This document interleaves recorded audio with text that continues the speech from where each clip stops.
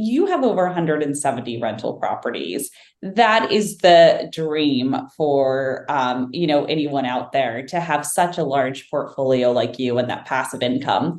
What is your number one advice that you could give to someone starting out in real estate, maybe has one or two, but aspires to get to 170? And I'm going to say quickly, because I do believe with a decade experience, getting to 170 is very quick. You kind of think if you buy a property a year or a unit a year, then you have 10, but you're at 170. So what's the number one piece of advice there? Well, there's a couple that I want to leave you with. The first one is I very rarely talk about our unit count because I think it discourages people. I fundamentally believe if you can get to 4 rental properties, you're going to change your financial life and perhaps the next generation forever. If you get to 4 and you decide to get to 10, life can get really good.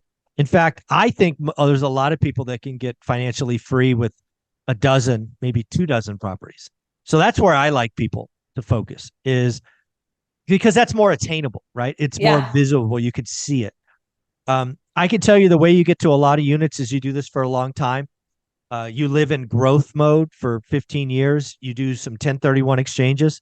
Again, I document this in the book, one rental at a time.